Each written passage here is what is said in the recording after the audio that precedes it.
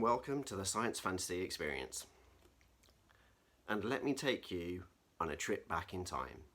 Let's have a look at the Asda brochure from Christmas 1986.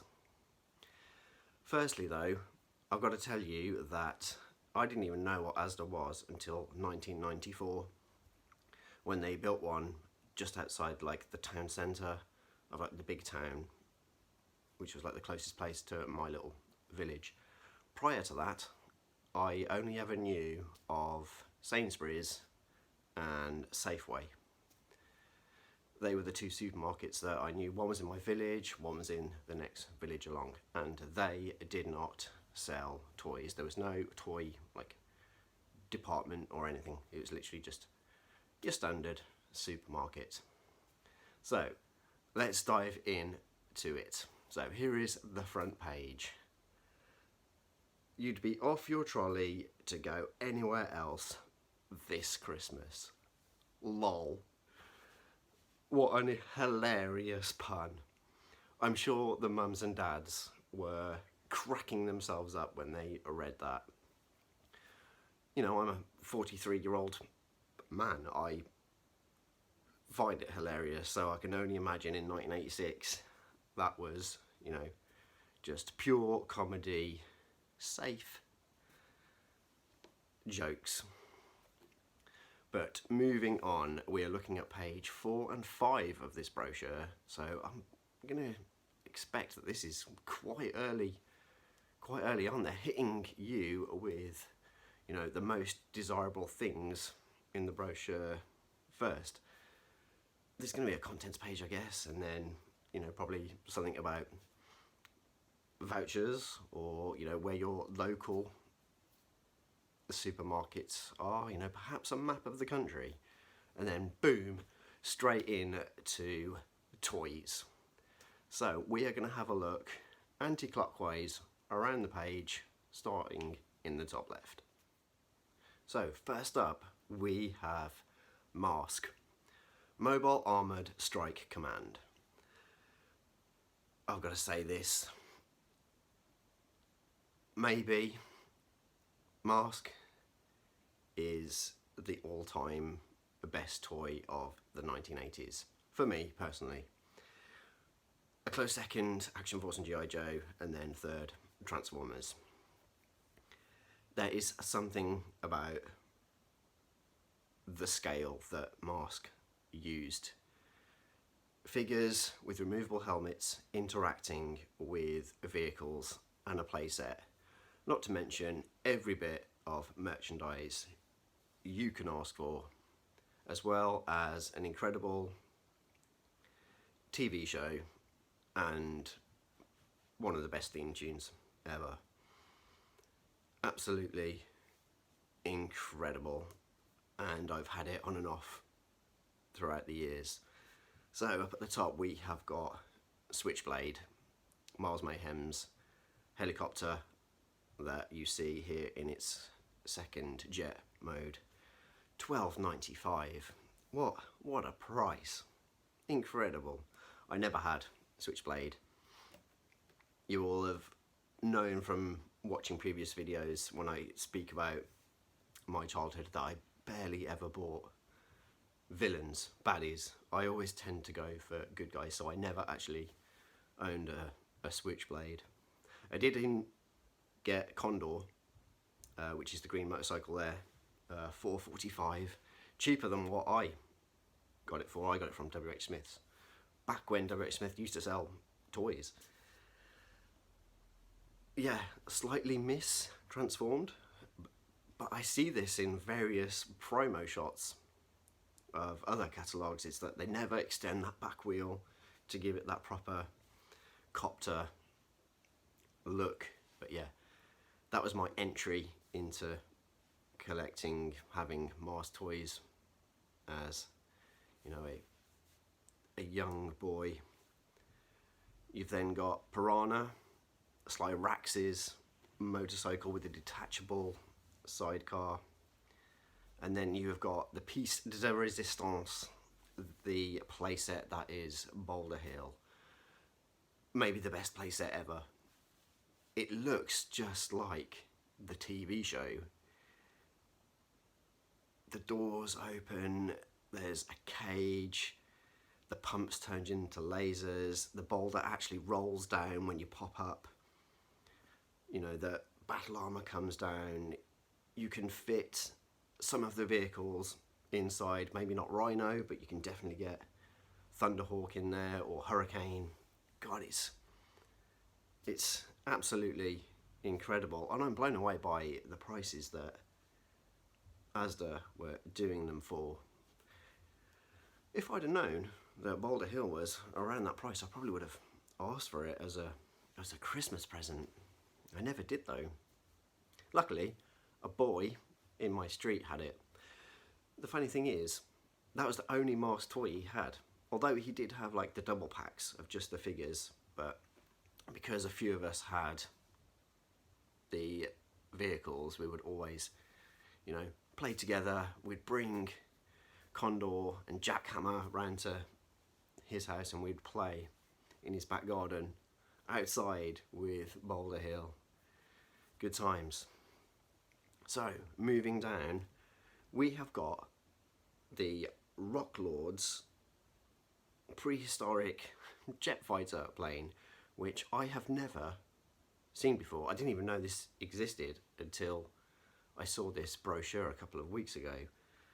And boy, does that look cool. I'm excited to see one of those in the flesh now. I don't really remember it. I've watched the movie, and I say I've watched the movie quite recently. I watched it about 5 years ago. I just don't really remember them having a vehicle, but it looks cool. It's like this mesh of technology and, you know, a volcano, a rock. It's just bizarrely cool. Underneath we have got the winch truck from Bandai. I think it's Bandai released, or Tonka released under the GoBots line. Keen-eyed amongst you, if you've ever watched Zort Rider's videos, he has that on his shelf. It's motorized. You press a button and it all auto transforms. It's incredible. It's big, it's robust, it's dwarfs over Transformers. Is that the dwarfs? It towers. It towers over Transformers, and it's just really cool. Dual weapons. It's a fun thing. I remember seeing it in the shops. Not one that I ever had. Not one that I gravitated to. I often much more wanted the smaller GoBots for sure. This though, Gargantua from Matchbox, a giant robot who kind of has various ports and holes and track. You can also see the brain car, which actually housed in the head. You could fire them from his arms, you could slide them into, you know, the various canopies. Bright red, tons of like clear plastic tracks. It's got articulation, you can move it around. Incredible. This was one I always wanted, and I remember seeing this in various catalogues. Argos, Index, Freeman's, and it just, I never got it. I was such a big Matchbox and Corgi fan that I would have loved something like this. My memory serves me as this being much more expensive. Like, I thought it was twice the price of that, as often the Matchbox sets were, you know, the Motor Cities, the garages and the play sets. I felt they were much more than $12.99, but you know, this is living, documented proof. I'm lucky enough to have also played with this on one occurrence.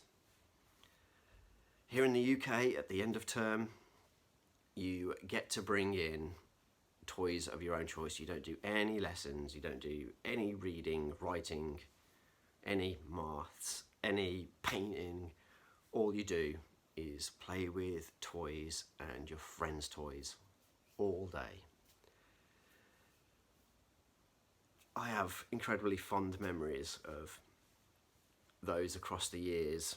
I remember that was the first time I saw Cup and Blur in toy form, and it was the first time and only time did I ever get to play with Gargantua.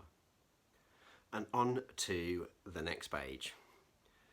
All Transformers, a full page spread. And being that it's 86, you can see the majority of the 86 line, bar Jetfire. I feel Jetfire was probably released way earlier. Is it really Jetfire though? Surely it's not Macross, Robotech, the VF1. That's how I know it anyway. But yeah, you can see it there. You can see it in two of its modes. You don't show the Gerwalk. Being that I guess nobody would know what Gerwalk was unless they've watched the Robotech movie or show. But yeah, you get to see the fighter mode and the robot mode. Robot mode has all the extra accessories added onto him. High price point, $24.95, but then again it is, you know, I feel like that's a 1/60th, might even be 155 scale, full of die cast and just incredibly cool. You've got Metroplex, you have got the Combiners, the Protector Bots, and you have got Ultra Magnus. Let me read to you Ultra Magnus's little explanation. New for 1986, Ultra Magnus is the Autobots' new leader. He changes from a large truck/trailer into a mighty, invincible robot. He ain't that invincible, is he? He gets blown to pieces. But incredible. I absolutely love the kind of asteroid background base diorama that they've used. And then yeah, you get to see the Protector Bots. And they've done this really cool thing of having a couple transformed. So you get to see a couple of robots, you get to see alt modes, and then you get to see Metroplex in its city mode. I think I forget how good Metroplex is in city mode. It fits perfectly with the Combiner teams. So good. Or the special team vehicles, as they're referenced to here. Underneath, we have got the villains, the baddies. Again, new for 86, you have got Galvatron. You don't see his cannon mode, but you see robot and you see laser pistol. You have got a triple changer, you have got Octane, and you have got Cyclonus and Scorch. And then just two wee Stunticons, $3.49 though. It's such a good price for, you know, a combiner limb. I remember buying Afterburner from the Technobots, and I'm sure he cost me like $4.99 in Zodiac Toys, not $3.49. Incredible. But yeah, just it's a great spread of Transformers. You know, they've been quite liberal in their descriptions. You know, evil Decepticon strike planes, when I don't know if those two are strike planes. They are a flying space hovercraft, and you know, in some ways an inverted stealth spaceship fighter. But obviously running off the height of the movie. Incredible. It's just, I had no idea that Asda existed. I had no idea that they did a brochure, and I had no idea that, you know, it'd be a 2-page full spread, all slightly toys of a converting robot, you know, vehicle nature, and it has blown me away, and it's been such a nostalgia trip seeing these pages, and a wonderful trip back in time. I've been Rudy Zissou, and always remember, it's as much about play as it is display.